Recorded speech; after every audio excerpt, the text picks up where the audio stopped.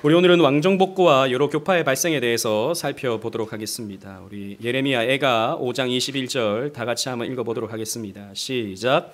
여호와여 우리를 주께로 돌이키소서. 그리하시면 우리가 주께로 돌아가겠사오니 우리의 날들을 다시 새롭게 하사 옛적 같게 하옵소서. 아멘. 여러분, 우리 신앙은 리폼드 신앙입니다. 리폼드, 다시 형태로, 원래의 모습으로 돌아가는 거예요. 다시 돌아가는 거.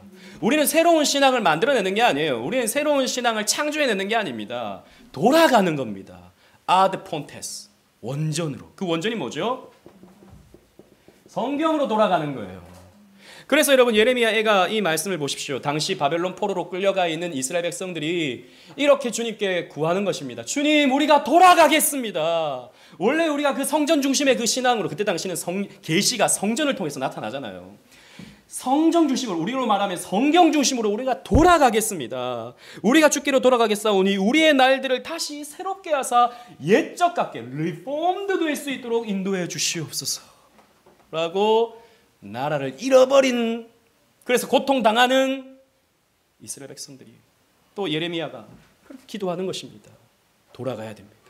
돌아가야 돼. 우리 강호정 집사님 말씀하셨지만 여러분, 그렇지 않습니까? 오늘날 우리는 놀다 지쳐서 타락하잖아요. 이 시대는 놀 게 너무 많아서 타락하는 거예요. 이제는 하다못해서 좀비 분장을 하고, 뭐 제가 그 안타까운 것은 제가 뭐 어떻게 또 말로 다 표현하겠습니까? 그런 일은 있으면 안 되는 거죠. 이제는 여러분, 저는 이런 것들이 그냥 우리가 그냥 넘길 게 아니라 하나님이 계시해 주시는 역사의 벽보, 역사의 경고라고 우리는 받아들여야 됩니다. 우리 믿는 자들은. 물론 하나님이 그들을 심판했다고 우리 그렇게 말할 수는 없어요. 그러나 우리는 그런 것들을 영적으로 이해하고 하나님이 주시는 경고로 받아들일 수 있어야 됩니다. 리폼드 돼야 됩니다. 오늘 공교롭게도 저는 그게 아니라고 생각하고 싶지만 우리 청년들이 많이 빠졌어요. 아니라고 생각하지만, 그것 때문은 아니라고 생각하지만 정말 그러지 않길 바랍니다. 그런데 그럴 수도 있다고 봐요. 타락한, 뭐 연애하고 또 뭐 그날은 또 특별한 날이니까, 요즘에는, 옛날엔 그런 게 없었는데 이젠 특별한 날이 되어버렸으니까 뭔가는 해야 되는 거예요. 그날 밤에는. 여러분, 우리 교회부터가 개혁돼야 돼요. 우리 교회부터가. 남 얘기가 아니에요. 나부터, 우리부터. 우리가 뭐 다른 교회 뭐 어떻다 저떻다 말은 하지만 우리부터 개혁돼야 되는 것입니다. 옛적 같게 되길 원합니다. 우리 원래의 신앙, 성경이 가르쳐주는 신앙으로 돌아가길 바랍니다. 왕정이 복고가 됩니다. 지난번에 우리가 말씀을 살펴본 것처럼 올리버 크로멜이 정권을 잡고 이제 공화정으로 잉글랜드가 가게 되죠. 그러나 그의 아들이 호국경을 물려받게 되는데요. 리처드 크로멜입니다. 그러나 정치력이 하나도 없었어요. 이 사람은. 리더십이 없는 거죠. 그러니까 올리버 크로멜처럼 어떤 강력한 지지 세력도 없었습니다. 그러니까 이 사람은 도저히 나는 이 감당할 수 없다 해서 자진 사퇴를 합니다. 그리고 호국경의 독재 정치, 올리버 크로멜의 그 독재 정치로 인해서 고통받던, 눌려있던 사람들이 차라리 왕정이 낫다. 여러분, 우리 무드셀라 컴플렉스라고 여러분 아십니까? 오히려 과거가 미화가 되는 거죠. 현재가 고통스러우면 과거 그때도 힘들었는데 그때가 오히려 괜찮은 거예요. 여러분, 80년대, 90년대 그때가 여러분 생각해보면 훨씬 나은 것 같지 않아요? 그때 낭만이 있고 486, 586 빨리빨리 여러분, 낭만이 있지 않습니까? 밤에 또 이거 들어보고. 저는 그때가 좋았던 것 같아요. 지금 당장에서 막 얘기 나누고 이런 것보다 막 노래 막 들려주면서 막 이상하게 아무튼 그게 좀 더 낭만이 있는 것 같아요. 아무튼 근데요, 사실 그런 것들이 우리 그 과거를 미화하는 습관들이 있습니다. 그래야 내가 그 추억으로 버텨내고 살 수 있거든요. 그러니까 이 당시 잉글랜드 사람들도 차라리 왕정이 낫다 이렇게 해버리는 거죠. 다시 왕정하자라고 합니다.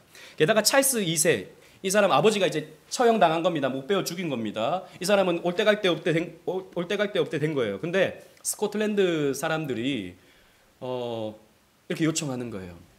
당신이 만약에 우리 스코틀랜드를 다시 이 찰스 1세가 막 되돌려 놓았던 이 핍박의 상황, 이거 돌려놓고 장로교회로 굳건히 세워준다면 당신은 우리가 지지하겠다라고 하는 요청을 하게 돼요. 찰스 2세는 그것을 넓적 받아들이죠. 그렇지, 내가 왕이 된다면 이 스코틀랜드뿐만 아니라 잉글랜드도 장로교회로 하겠다라고 헌장담을 합니다. 그래서 지지를 받고 또 잉글랜드 사람들도 왕이 세워졌으면 좋겠어. 그러면 그 왕의 피를 물려받은 사람은 당연히 찰스 2세네라고 하고 있는 상황에서 이제 찰스 2세를 다시 왕으로 세우게 되죠. 이제 왕정 복고, 왕정으로 다시 돌아가는 겁니다. 그런데 웬걸요? 들어갈 때 다르고 나올 때 다른 거예요. 화장실 들어갈 때 기분 다르고 나올 때 기분 다르잖아요. 장로교 하겠다라고 말해놓고는 왕이 되자마자 입을 싹 닫아버립니다. 왜요? 장로교 하면 자기가 교회를 컨트롤할 수 없거든요. 그러니까 왕권 신수설, 나는 하나님이 세워줬다. 나는 하나님의 대리인이다. 그러므로 내가 교회의 머리다. 라고 찰스 2세가 주장하기 시작합니다. 자신이 전제군주임을 천명하죠. 그러니까 아버지 찰스 2세가 아주 뺑뺑하게 하니까 그렇게 약해졌다. 나는 더 강하게 할 거다. 이렇게 몰아붙이는 겁니다. 그래서 교회를 다시 성공회로 돌이킵니다. 그리고 웨스트민스터 표준문서, 그때 교회론을 제외하고 인준했잖아요. 의회가 그래도 어쨌든 인준을 했거든요. 이걸 다시 취소시켜버리고 원래의 성공회 39개 신조로 다시 돌아가 버립니다.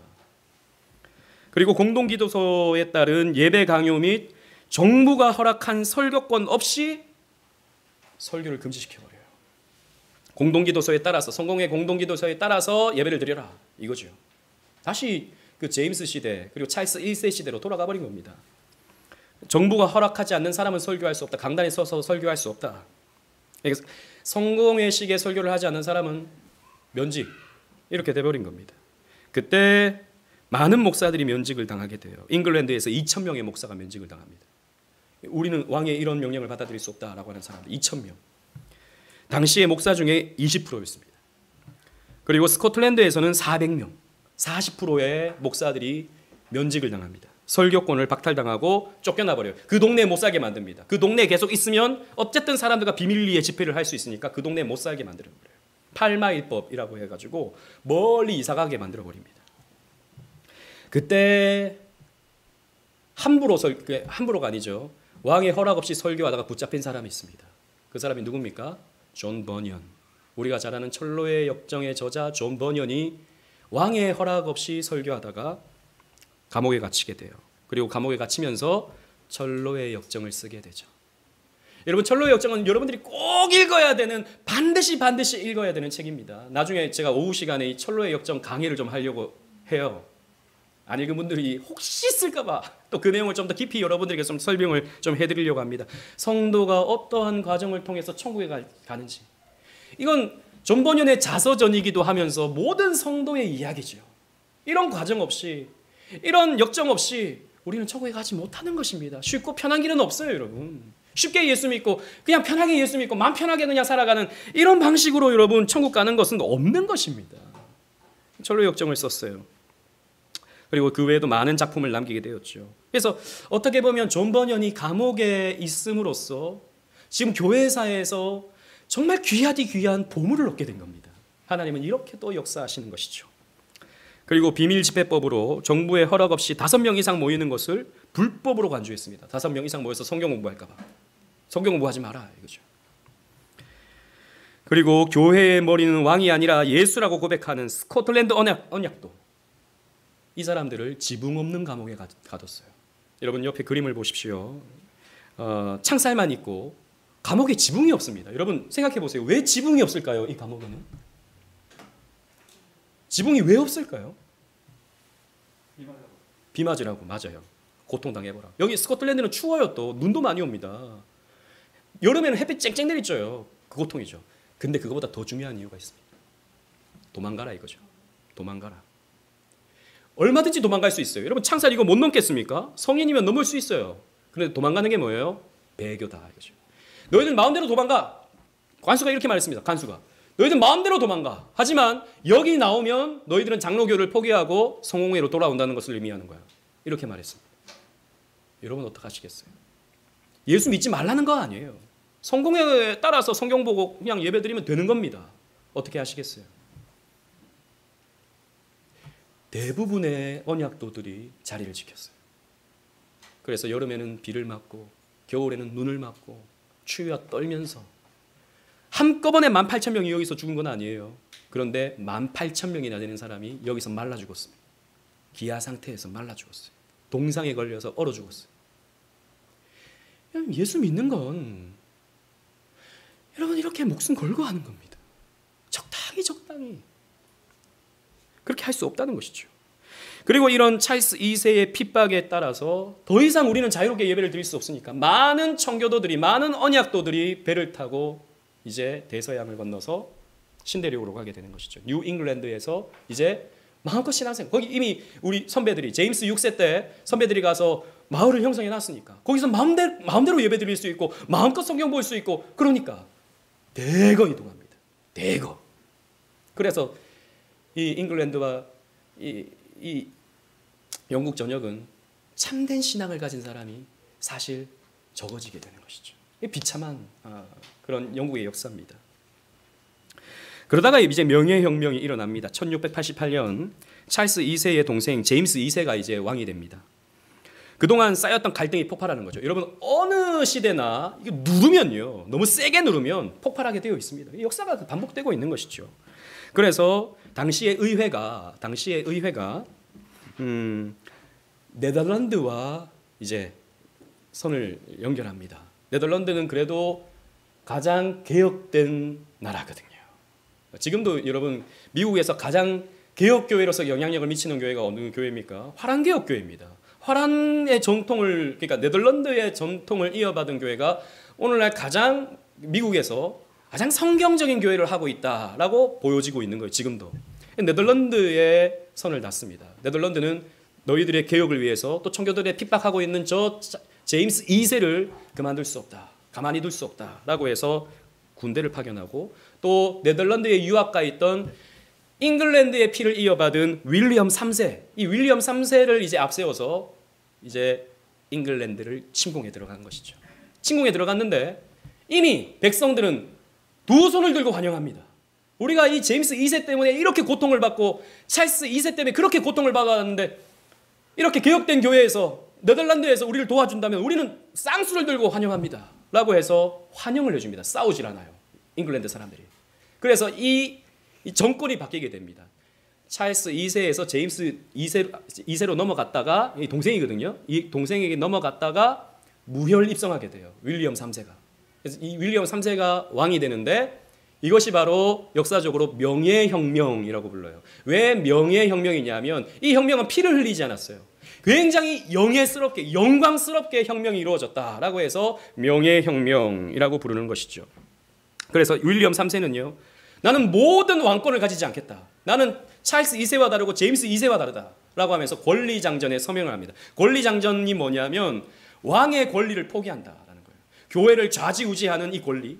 그래서 자기가 교회를 다스리지 않고 캔터베리 대주교를 통해서 이 종교부 장관을 통해서 이제 교회를 다스리고, 그리고 또 의회가 모든 재정권 이런 것들을 갖게 한다라는 거예요. 자기는 이제 군주로서 다스리기만 하지 국고를 이렇게 좌지우지하거나 교회를 좌지우지 않겠다라고 하는 서명을 하게 됩니다. 이게 권리장전이 되고요. 이로 인해서 영국은 입헌군주제의 첫 발을 내밀게 되죠. 그러니까 왕은 군림하되 다스리지 않는 겁니다.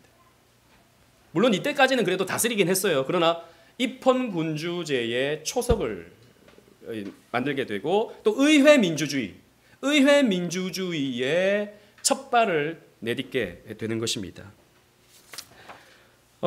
그러면서 종교의 자유가 오게 되는 것이죠. 그리고 윌리엄 3세는 다시 웨스트민스터 신앙고백서를 영국의 신앙으로 인준을 해줘요. 그러나 좀 흐지부지 됩니다. 이미 청교도들은 뭐 다 떠나고 없는데 남아있는 청교도들이 좀 있긴 하지만 이게 큰 영향을 못 주는 거예요. 이게 영국의 참 어떻게 보면 안타까움입니다. 그러면서 이제 영국은 종교 자유국가가 되죠. 종교 자유국가가 되면서 이런 교파, 저런 교파, 이런 사상, 저런 사상이 마음대로 전해질 수 있는 국가가 되면서 이런 신앙의 올곧음, 신앙의 본질적인 가져야 할 어떤 중요한 가치, 이런 것들을 놓쳐버리게 되죠. 지금 뭐 영국은 뭐 짬뽕 국가가 되지 않습니까? 그런 역사적인 과정이 있었던 거예요. 그리고 여러 가지 교파들이 발생하는데요. 첫 번째 침례교입니다. 침례교는 제임스 1세 시절, 그러니까 한참 전이에요. 엘리자베스가 죽고 제임스 1세가 잉글랜드의 왕이 되었을 때, 그때 성공회를 이제 주장을 하죠. 제임스 1세가 청교도들이 굉장히 제임스 1세 그 스코틀랜드에서 왕이 온다고 했을 때 기대를 했는데 실망했잖아요. 거기에 반대하던 청교도의 한 부류가 침례교를 형성합니다. 처음에는 침례교라고 말하지 않았어요. 독립파. 왜냐하면 당시에는 성공회 아니면 장로교였어요. 장로교. 근데 성공회는 왕이 교회를 다스려요. 장로교는 당회, 노회, 총회가 교회를 다스려요. 아니 그 교회는 그 교회가 알아서 해야지 왜 노회가 또 총회가 간섭을 하지? 지난주에 말씀드렸잖아요. 이건 바람직하지, 뭔가 교회 위에 뭔가가 있는 것은 바람직하지 않는 것 같아 라고 해서 독립파라고 불리는 사람이 있었습니다. 독립파들. 지난번에 우리가 살펴봤던 올리버 크로멜, 이런 사람이 독립파의 수장이었죠. 독립파라고 불렀습니다. 그러니까 지교의 문제는 지교회가 알아서 한다라는 거예요. 그 독립파 중에 존 스미스라는 사람이 있었습니다. 이 사람이 이 독립파를 제도화하기 시작해요. 장로교처럼 제도화하기 시작하는데 그 이름을 이제 침례교라고 부른 겁니다. 침례교는 제세례파의 영향을 많이 받게 돼요. 이 제세례파는 조금 더 급진적인 종교개혁자들이거든요. 그러니까 로마 카톨릭 그러면 카톨릭의 모든 시스템 자체가 문제야 라고 해버리는 사람들이 제세례파입니다. 성경만 봐야 돼. 성경. 신조. 왜 신조에 따라서 성경을 보지? 그거 신조 사람 만든 거 아니야? 성경만 봐야 돼 라고 말하는 사람들이 침례교인들이었어요. 여러분 어떻게 생각하십니까? 왜 교리를 공부해야 돼? 교리를 하고 하는 스펙트럼을 통해서 성경을 보니까 사람이 만든 어떤 신학의 관점에서 성경을 보잖아. 이러면 성경을 성경대로 못 보는 거 아니야? 이런 말에 여러분 어떻게 생각하세요? 굉장히 설득력이 있죠. 처음에 이런 말 들으면 귀가 솔깃하다고요. 그렇네. 성경만으로 우리가 이해하지 왜 사람이 만든 신조로 성경을 봐? 근데 잘 생각해 보세요. 성경만 봐야 돼라고 하는 그 말 자체도 교리예요. 우리는 신조를 통해서 교회를 본다, 성경을 본다라고 하는 게 교리죠, 그죠? 교리 필요 없이 성경만 봐야 돼라고 하는 것도 교리라고요. 나름의 주장. 그것도 하나의 성경을 보는 관이라고요. 관. 교리가 돼버리고 마는 것입니다. 문제는 그냥 아무런 선입견 없이 성경만 보잖아요. 그러면 자의적인 해석으로 가버리죠. 자기가 해석하고 싶은 대로 해석해버립니다. 자기가 우울할 때 성경을 보면 굉장히 위로가 되고, 기쁠 때 뭐 이런 거 보면 그때 감정에 따라서 성경의 의미가 왔다 갔다 해버리는 거예요. 생각해 보세요. 여러분들이 성경 딱 펴놓으면 그 성경 여러분들이 어떤 의미인지 다 이해할 수 있습니까? 우리가 예수를 10년, 20년, 30년 믿어도 그 본문을 우리가 완벽하게 이해하는 것은 불가능합니다. 저도 불가능해요. 그래서 저도 주석을 보고 여러 책들을 참고하죠. 그런데 성경만 보면 돼. 이것만큼 위험한 것이 없습니다. 이것만큼 위험한 게 없어요. 자기 마음대로 성경을 보기 시작하고, 그러다 보니까 침례교에서 이단이 많이 나옵니다. 침례교는 노회와 총회의 관할을 받지 않으려고 하기 때문에 지도해 주는 사람이 없어요. 그 교회가 하고 싶은 대로 막 합니다. 그런데 막 달려오다 보니까 이상한 데로 가 있어. 이단이 되는 거죠. 그래서 여러분 구원파도 침례교잖아요. 침례회라는 이름이 붙잖아요. 그 외에도 이단 중에 침례회라고 붙는 이단들이 굉장히 많습니다. 그래서 성경을 문자적으로만 이해하려고 하니까 안식교로 가고요. 그리고 세대주의로 갑니다. 성경을 문자적으로 보는 세대주의, 안식교. 그러니까 신학의 틀로서 성경을 보는 게 아니라 그냥 성경의 문자적 기록, 이것만 붙잡고 가는 거예요. 위험한 신앙으로 가버리죠. 그리고 또 감리교가 있습니다. 감리교는 성결교 안에서 나왔어요. 성결교가 아니라 죄송합니다. 성공회 안에서 나왔습니다. 성공회. 당시 청교도들이 다 떠나고 이제 성공회가 있는 거죠. 근데 성공회는 이때 당시에 굉장히 교조주의에 빠지게 됩니다. 그러니까 교리의 논쟁이 있다 보니까 당시에 뭐 오랫동안 장로교와의 그런 교리적 논쟁이 있었죠. 그래서 교리적인 옳고 그름의 문제에 굉장히 많이 휩싸이게 돼요. 그러니까 뭐가 빠지냐면 삶이 빠져버립니다. 이 성공회 사제 중에 누가 있었냐면 웨슬리가 있었어요. 웨슬리라고 하는 사람이 성공회 사제였는데 열심히 신앙생활은 하는데 교회를 보니까 교리에만 매달리고 있어요. 뭐가 맞고 뭐가 틀리고 이것만 해요. 왜 교회에 삶이 없는가? 삶을 좀 우리가 회복해야겠다라고 해서 여러 가지 방법론들을 만들어냅니다. 그래서 금식, 성경 읽기, 기도 생활, 여러 가지 방법들, 경건하게 사는 방법들을 만들어냅니다. 이게 잘못된 것 아니에요. 근데 이제 이 교리에 빠져 있는 교조주의자들은 이런 것들을 비난했죠. 뭐야? 방법만 자꾸 만들어내네. 메소드, 그러니까 어떤 방법, 규범 이런 것들만 자꾸 만들어내네. 저 사람들 메소디스트야. 비난하면서 만든 말이 이 감리교 이런 말이에요. 어떤 제도들을 자꾸 만들어낸다는 거죠. 뭘 해야 되고 안 해야 되고 해야 되고 안 해야 되고. 그래서 감리교라는 이름이 이제 메소디스트 처치라고 부르죠. 감리교를. 그래서 웨슬리가 미국에 갔다가 모라비안 교도들을 만나게 돼요. 모라비안 교도. 이 사람들은 굉장히 극단적인 경건주의자들이었어요. 하루 종일 그냥 기도만 하고 하루 종일 성경만 보고 이런 사람들이었습니다. 근데 이 사람들이 같이 배를 타고 가는데 웨슬리는 너무 두려웠어요. 폭풍이 치고 파도가 일어나니까 너무 두려웠어요. 나 이러다가 죽는 거 아니야? 두려웠는데 모라비안 교도들은 그 폭풍이 치고 파도가 치는 중에서도 막 서로 기도하면서 막 힘내고 찬송하고 이러는 거예요. 감동을 받았습니다.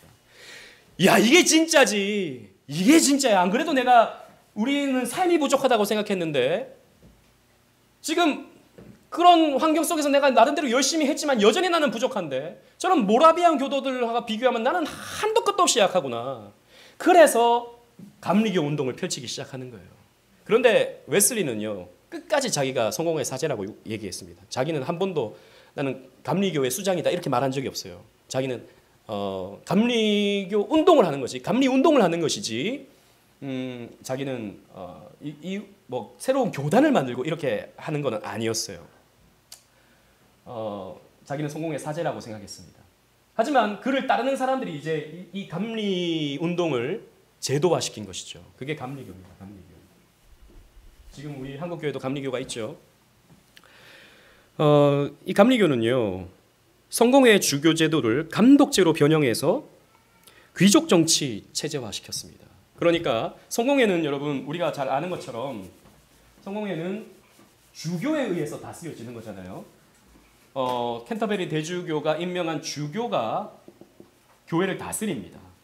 마찬가지로 감독이 교회를 다스리는 거예요. 이 감독은 누구냐? 여러 목사들 중에서 지도자가 감독이에요.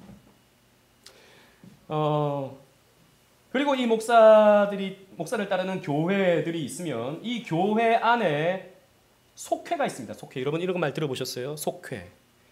감리교는 속회 모임 이런 게 있습니다. 목사를 따르는 교회 안에 속회가 있는데 이 속회를 이끄는 사람이 뭐냐? 권사입니다. 우리 권사하고 달라요. 남자 권사입니다. 이 권사들이 이 속회 한 10명 혹은 뭐 열몇 명 정도 이렇게 작은 목자 뭐 이런 말 하는 것처럼 그렇게 성경 공부하고 이끌고 이렇게 하는 겁니다. 이런 시스템을 갖게 되는 거예요. 그러니까 감독이 일방적으로 명령을 내립니다. 그러면 거기에 따라서 일사불란하게 상명하복의 시스템을 갖는 게 감리교의 시스템이에요. 주교제도와 별 다를 바가 없습니다. 하지만 삶을 강조하는 거예요. 삶. 경건의 삶.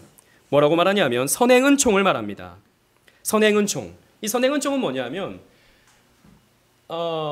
우리는 전적 부패죠. 전적 부패. 그러니까 우리의 의지와 우리의 노력과 우리의 애씀으로는 하나님을 스스로 믿을 수 없다.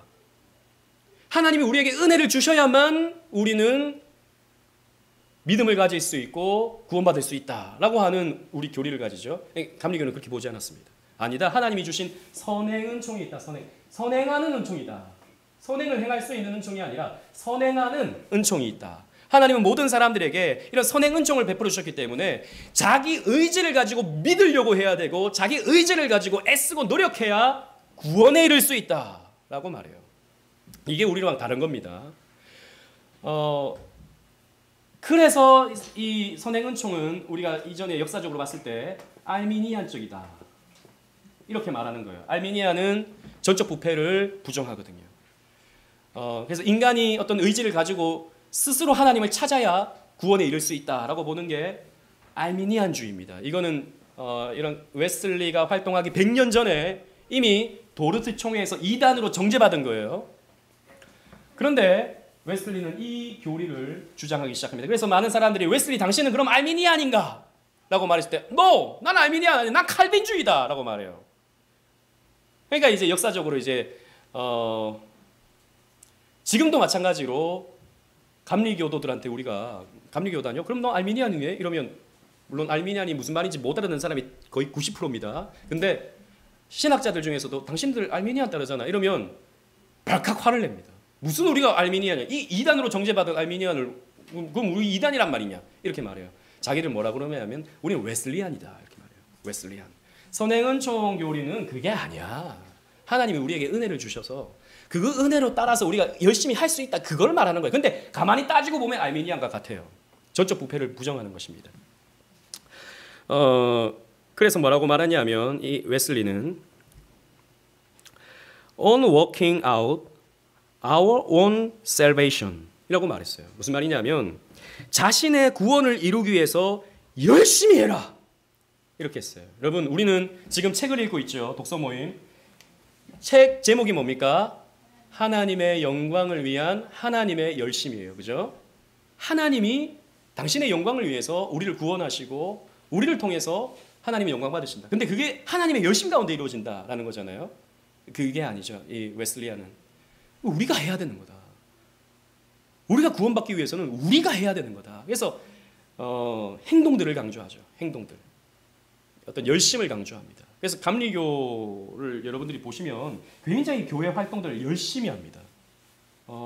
기도라든지 큐티라든지 그리고 또 뭐 이런 것들 나쁜 게 아니에요. 그건 나쁜 건 아닌데 문제는 그렇게 해서 자기가 구원받는다고 생각하는 건 잘못된 것이죠. 이후에 감리교 안에서 여러분 이 영국에서 시작한 감리교에서 이제 미국으로 옮겨가서 뭘로 발전하냐면 성결교로 발전해요. 성결교. 나중에 감리교도 시간이 지나면서 점점 고딕화돼 가거든요. 점점 이제 뭐랄까요? 하나의 시스템화 되어 가는 거예요. 그러니까 사람들이 봤을 때 후대 사람들이 봤을 때 아, 경건을 잃어버렸어. 우린 더 경건해져야지. 경건해져야 돼라고 하면서 성결 운동을 일으킵니다. 감리교 안에서. 그래서 감리교는 사중복음이라고 말해요. 사중복음. 뭐냐? 첫 번째, 중생. 두 번째, 성결. 세 번째, 신유. 이게 차이점입니다. 그리고 네 번째, 재림. 핵심 교리가 이 네 개예요. 성결교는. 나머지는 뭐 감리교와 별 다를 바 없습니다. 근데 신유. 왜냐하면 이 성결교는 지금으로부터 한 100년 전쯤에 생겨났습니다. 미국에서 그 운동이 일어났다가 이게 미국에서는 운동으로 끝났는데 이게 일본에 와서 하나의 제도화가 돼요. 일본에서. 일본에 같이 참여했던 한국 사람들이 이 성결 운동에 참여하면서 한국에 와서 성결교를 만든 겁니다. 그래서 성결교는 굉장히 한국적인 어떤 시스템을 갖고 있어요. 그리고 그 만들어질 어간에 전 세계적으로 어떤 일이 일어나냐면 신비적인 역사들이 막 일어납니다. 사람 병 고치고 막 환상 보고 방언하고 그 이전까지는 그런 것들을 다 이교도적인 거라고 봤어요. 이건 하면 안 되는 거. 이런 것들은 비성경적인 성경에서 지지를 받지 못하는 것들이라고 생각했어요. 근데 막 여기저기서 막 그런 일들이 일어나니까 성결교는 이것도 하나의 복음이다 라고 인정하기 시작한 겁니다. 이게 또 단초가 되죠. 그래서 또 성결교가 어디로 발전하는가? 이러면 어디로 발전할까요? 이게 순복음으로 발전합니다. 왜? 신유, 방언, 예언, 병고침, 귀신 쫓아냄 이런 일들이 막 일어나거든요. 그래서 이 성결교에서 또 이 신유, 기적에 초점을 맞춰서 풀 가스펠 운동, 진짜 복음이 뭐냐? 이런 역사들이 막 일어나는 거다 라고 보는 것이죠. 그래서 순복음으로 발전하는 거죠. 이 영국에서 시작된 이 감리교가 이제 미국으로 가서 성결교, 순복음으로 이어지게 되는 것이죠. 역사적 뿌리가 이렇습니다. 자, 보세요. 카톨릭에서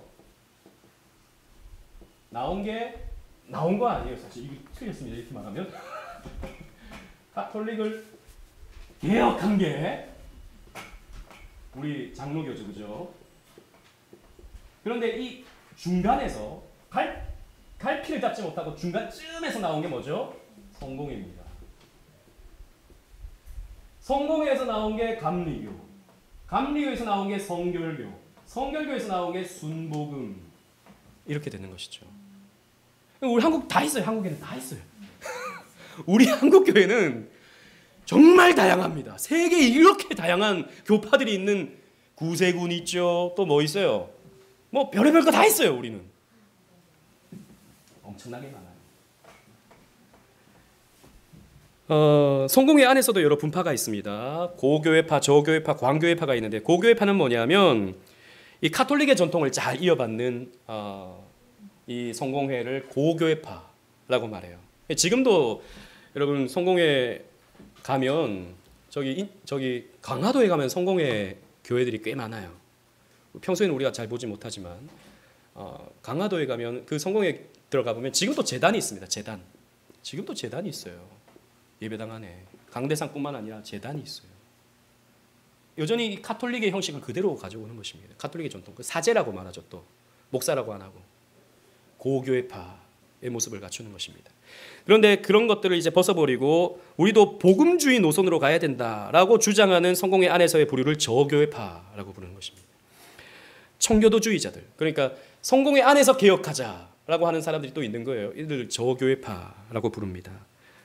복음주의 노선이고요. 우리가 잘 아는 존 스토트 목사님, 그리고 또 제임스 패커, 이런 신학자들은 성공회 안에서 사제예요. 사제라고 불리고, 지금 어떻게 보면은 영국 교회에서 가장 영향력이 있는 톰 라이트도 성공회 사제입니다. 우리가 그를 봤을 때는 좀 자유주의자인데, 성공회 입장에서는 그는 굉장히 복음주의자예요. 어떻게 저렇게 성경을 믿지? 이렇게 보는 사람입니다. 그리고 광교회파가 있는데 굉장히 자유주의적인 어떤 연합운동이라든지, 그리고 또 자유주의 운동, 다원주의, 이런 것들을 받아들이는 광교회파가 이 세 부류로 나뉘어져 있어요. 오늘날 잉글랜드는요, 우리 오늘 마지막인데, 오늘날 잉글랜드는요, 이런 여러 가지 뒤섞여져 있는 상황 속에서 다분히도 자유주의적인 색채를 갖고 있어요. 영국 교회는 과학주의, 합리주의 이런 게 들어오면서 교회가 그 과학의 옷을 입고 합리주의의 옷을 입으려고 하면서 교회의 본질적인 색채를 다 잃어버렸죠. 100여 년 전만 해도 여러분 우리가 잘 아는 스펄전 목사님이 활동하던 그 메트로폴리탄 처치는 사람들이 꽉 차서 말씀을 들었다고요. 50년 전에 마틴 로디 존스 목사님이 웨스트민스터 채플에서 말씀을 전할 때는 사람들이 꽉 차서 말씀을 들었다고요. 그런데 지금 그 교회들 가보면요, 저는 뭐 가보지 않아서 말만 들었습니다만 좌석이 20%밖에 차지 않습니다. 그들 가운데서도 대부분 머리가 하얀, 이제 얼마 돌아가실 날이 남지 않은 그런 분들만 자리에 앉아 있어요. 옛날 그 은혜를 받았던 사람들만. 왜요? 굳이 왜 교회를 가야 되지? 마음으로 믿으면 되는 거잖아. 대부분 이렇게 생각합니다. 종교가 뭐냐라고 물으면 대부분 기독교라고 말하지만 실제로 교회를 나가지 않는 사람들이 거의 대부분입니다. 뭐 이게 정확한 수치인지 모르겠지만 영국의 복음화율은 0.4%다 이런 말이 있어요. 0.4%. 1000명 중에 4명만 주일날 교회를 나가기 때문입니다. 기독교라고 말하는데 이름은 뭐 피터, 뭐 베드로고, 이름은 앤드류, 뭐 안드레인데 교회를 나가지 않아요. 자유주의가 그렇게 무섭습니다. 한번 자유주의를 우리가 받아들이잖아요. 그러면 교회는 무너집니다. 스코틀랜드 장로교회, 여러분 우리가 살폈던 그 세인트 자이스 교회에서 우리는 성공회로 예배드릴 수 없다라고 하면서 싸웠던 그 국민원에게 동참했던 그 스코틀랜드 교회도 지금 여러분 그나마 잉글랜드보다는 훨씬 낫지만 최근에 동성결혼 주례를 허락하자라고 하는 결론을 했어요. 총회에서. 스코틀랜드 장로교회에서. 왜? 이게 뭐 대세니까. 이게 대세니까. 여성을 안수하고, 여성을 안수해서 목사로 세우고, 그리고 또 여러 가지 자유주의적인 WCC라든지 이런 운동에 스코틀랜드 장로교회가 동참하고 있어요. 안타까운 현실입니다. 그래서 여러분 우리는 분별할 수 있어야 되죠. 역사를 바라봐야 됩니다. 자유주의에 한번 물들기 시작하면 교회는 무너지는 거예요. 자유주의를 우리가 한번 문 열어주면 교회는 무너지는 겁니다. 왜? 복음을 부정하거든요. 자유주의는. 성경을 하나님 말씀으로 안 보거든요. 사람이 쓴 글로 보거든요. 성경의 권위가 없어지는 겁니다. 그러니까 교회가 무너지는 것이죠. 여러분, 그리고 마지막으로 이제 영국에서 발생한 교파별 차이를 보십시오. 성공회는 어떻게 되는가? 정치 형태는 국가 정치, 국가가 교회를 다스리는 겁니다. 그래서 사제는 국가가 월급을 주는 거예요. 감리교는 감독이 교회를 다스립니다. 감독 소수의 귀족들이 교회를 다스리는 게 귀족 정치죠. 장로교는 뭡니까? 대의 민주 정치. 왜 대의 민주 정치죠? 여러분들이 공동의회 때 세운 장로, 목사와 장로를 통해서 교회가 다스려지는 거예요. 선출한 이 장로들을 통해서 교회가 다스려지는 거예요. 말씀의 전문가, 말씀에 훈련받은 사람들이 교회를 다스리기 때문에 장로교회라고 불린다는 것입니다. 대의 민주 정치예요. 침례교는 뭐냐? 직접 민주 정치입니다. 그냥 그 교회 공동회가 결정하면 그게 하나님 뜻인 거예요. 장로가 다스리게, 침례교는 원래 장로가 없습니다. 목사만 있고 장로가 없어요. 근데 요즘에는 장로 다 있죠. 왜? 장로교회 장로가 있는데 왜 우리는 장로가 없냐? 우리도 장로 세워달라 해서 장로 세웁니다. 정체성을 잃어버린 침례교. 독립파가 아니에요. 치리권을 보시면 국가가 치리권을, 캔터베리 대주교가 치리권을 가집니다. 교회를 어떤 그 치리의 권한, 권위, 그리고 감리교는 감독이 가지죠. 장로교는 당회, 노회, 총회 가집니다. 여러분 잘 기억하십시오. 목사와 장로가 다스리니까 이 사람들이 그러면 권위를 가지고 있는 사람이 맞죠. 그러나 장로교는요, 언제나 회의체입니다. 회의체. 한 사람이 교회를 다스리지 않아요. 회의체가 교회를 다스립니다. 그래서 우리 교회 만약에 장로님이 없다, 그럼 목사밖에 없다, 그러면 우리 교회는 당회를 구성하지 못해요.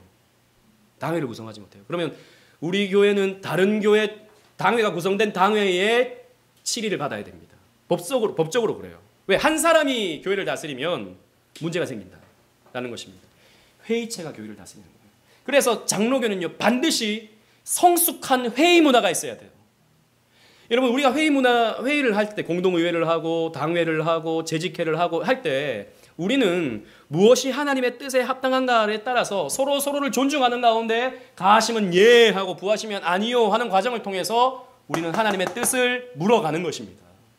성숙한 회의가 이루어져야 장로교를 할 수 있어요. 이게 참 힘들어요.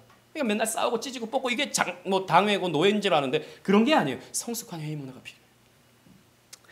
그리고 침례교는 그냥 지교회가 치리권을 가지는 거예요. 교회 직원을 보시면 성공회는 국왕, 대주교, 주교, 사제로 이루어지고요. 감리교는 감독, 목사, 권사로 이루어집니다. 감독 밑에 목사, 목사 밑에 권사. 그리고 장로교는 장로가 있죠. 장로에는 목사와 치리 장로가 있고 그리고 집사가 있는 것입니다. 원래 장로교회는 권사가 없어요. 그런데 한국 교회는 여성의 역할이 굉장히 필요했기 때문에 한국 장로교회에서 권사를 세운 겁니다. 항종직은 아니에요. 교회 역사 속에서 항상 있는 직분이 아닌 겁니다. 권사는 교회의 필요에 의해서 세우는 직분이에요. 침례교는 목사와 집사밖에 없어요. 원래. 근데 요즘에는 장로도 있고 뭐 이것저것 다 있습니다. 신앙 노선을 보면 성공회는 중도주의. 항상 중도입니다. 성공회는 중간, 그 중간을 가요. 엘리자베스 1세의 어떤 의지이기도 했죠. 그러니까 오늘 치우치지 않겠다, 그냥 중간만 가겠다. 그러니까 카톨릭과 장로교의 중간에서 왔다 갔다 하는 것이죠.